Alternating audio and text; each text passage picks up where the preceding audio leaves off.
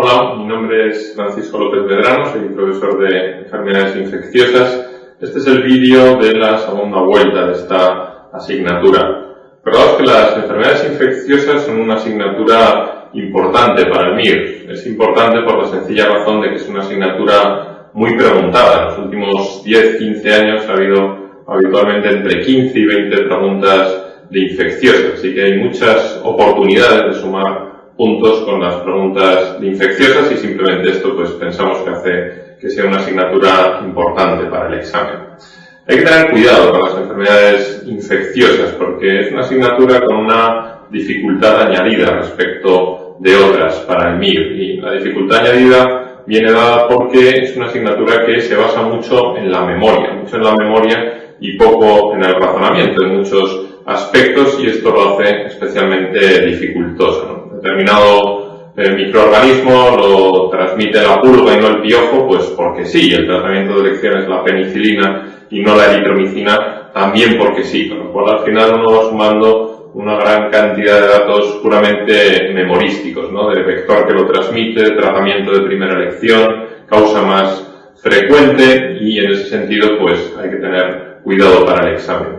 Pero es verdad que también tiene una ventaja respecto de otras asignaturas, o una manera de compensar este esfuerzo memorístico. La ventaja que tiene es que las infecciones están en todas partes, están en todos los órganos, en todos los sistemas, y por tanto es una asignatura que se presta mucho a repasarla cuando uno está estudiando otras asignaturas. Y esa sería mi recomendación, que cuando estudiéis neurología pues aprovechéis en 10 minutos a volver a ver las meningitis, cuando estudiéis cardiología repasar las endocarditis, o cuando uno estudia neumología volver a mirar las neumonías. Y esa es la manera de ir manteniendo vivo a lo largo de los meses esos datos, muchos de ellos puramente memorísticos, que hay que recordar para el examen.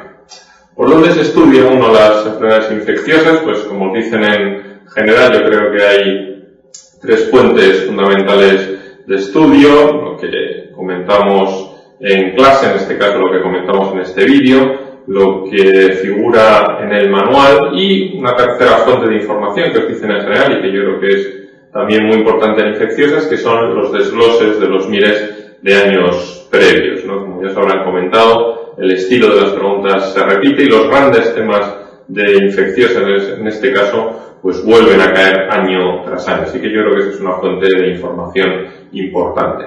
Con esas 3 fuentes de información hay una cuarta cosa que os dicen también en general y que yo insistiría en particular en infecciosas, que son lo que uno mismo va escribiendo, los cuadritos, los resúmenes, los esquemas, los algoritmos, la lista de lo más frecuente. Lo que uno mismo va escribiendo es muy importante porque ya veréis que cuando quedan pocas semanas para el examen no da tiempo a volver a repasar la asignatura entera, sino simplemente pues 2 o 3 cosas puntuales del manual y lo que uno mismo ha escrito. Así que yo os animo a que a lo largo de los meses vayáis preparando ese material, que en las últimas semanas va a ser muy importante.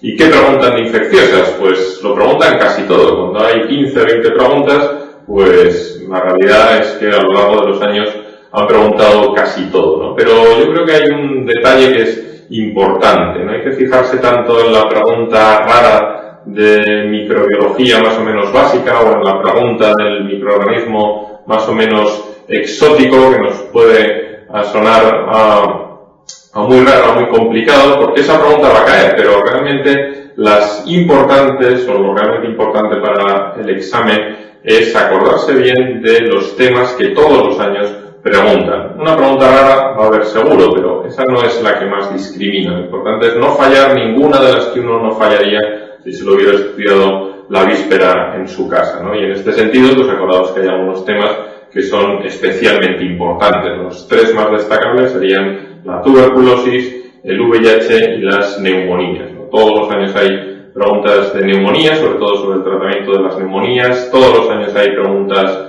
de VIH, además preguntas más o menos actualizadas sobre el VIH, y todos los años hay preguntas sobre tuberculosis, 2, 3, hasta 4 preguntas sobre tuberculosis. Así que claramente es muy rentable saberse bien estos temas porque hay muchas posibilidades de sumar juntos con esos temas.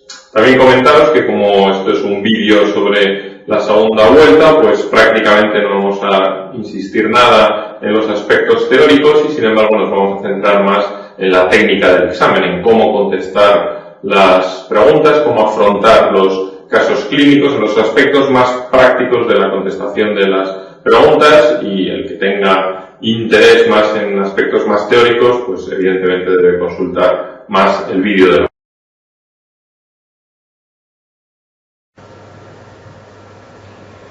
En el MIR las preguntas infecciosas cada vez con más frecuencia se tratan de casos clínicos.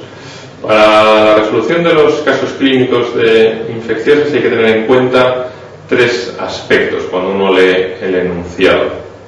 En primer lugar, hay que intentar sindrómicamente resumir lo que le pasa al paciente, si es posible incluso en una sola palabra, ¿no? Fiebre y rigidez de nuca. Pues el paciente, asumimos que nos están hablando de una meningitis. Paciente que tiene fiebre y lesiones en los pulpejos de los dedos que sugieren embolismos sépticos. Hay que pensar que lo que nos están hablando es de un cuadro de endocarditis. Sin hablar de etiología, simplemente hay que sindrómicamente intentar resumir el enunciado que nos expone. El segundo aspecto que hay que tener en cuenta es el tiempo de evolución. Ya veréis cuando veáis los vídeos de las preguntas que le damos mucha importancia al tiempo de evolución. El tiempo de evolución en patología infecciosa ayuda mucho a pensar en unas patologías y a descartar otras. Por ejemplo, si nos dicen en el enunciado que el paciente tiene una meningitis, un síndrome meningio de 3 semanas de evolución, ya prácticamente con seguridad podemos decir que no se trata de una meningitis bacteriana aguda por neumococo, por meningococo o por Haemophilus, ¿no? Si un paciente tiene una meningitis neumocócica, o se trata con antibiótico y se cura, o se muere, pero no va a estar en ningún caso 3 semanas con un cuadro clínico de meningitis aguda bacteriana. El tiempo de evolución ayuda mucho a pensar en unas posibilidades y a descartar otras. Y el tercer aspecto que siempre hay que tener en cuenta es el factor de riesgo. En la vida en general y en el MIR mucho más, casi todos los pacientes que presentan una infección es porque tienen algún factor de riesgo que las favorece. Los factores de riesgo los podríamos clasificar en dos grandes grupos. Una posibilidad es que ese paciente que presenta una infección tenga una exposición peculiar que la favorece. Por ejemplo, otra pregunta clásica del MIR, varios médicos reunidos en un hotel bajo el mismo aire acondicionado y al llegar a su casa de vuelta varios de ellos desarrollan neumonía, usted pensaría en, pues seguro que la respuesta va a ser legionela, neumonía en varios sujetos que han estado expuestos a la misma fuente de aire acondicionado, a una torre de refrigeración, evidentemente hay que pensar en legionela.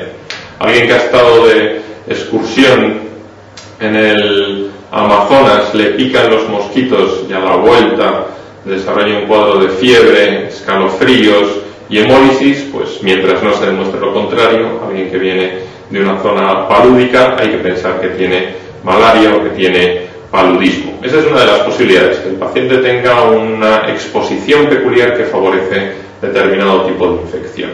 Y la otra posibilidad, el otro gran grupo de factores de riesgo, sería que el problema esté en el propio paciente. Ese sujeto tiene la misma exposición que todos los que conviven a su alrededor, que todos los que respiran a su alrededor, pero tiene alguna alteración en su sistema inmunológico que favorece determinado tipo de infección. Si os acordáis, el primer grupo de preguntas en la primera vuelta, en el test de la primera vuelta, hablaban de las inmunodeficiencias, y la idea importante de esas preguntas es que no todos los microorganismos infectan a todos los pacientes inmunodeprimidos. La idea es que según lo que falla del sistema inmunológico hay que pensar en un tipo de infección u otra. Así que no vale ya decir el paciente está inmunodeprimido, ¿no? Inmunodeprimido, pero ¿con qué tipo de inmunodepresión? Porque según el tipo de inmunodepresión habrá que pensar en una posibilidad u en otra. Así que este es el esquema que vamos a seguir con los casos clínicos que van a ir surgiendo con las preguntas. Siempre hay que tener en cuenta esos tres factores: cuadro clínico, tiempo de evolución y factor de riesgo.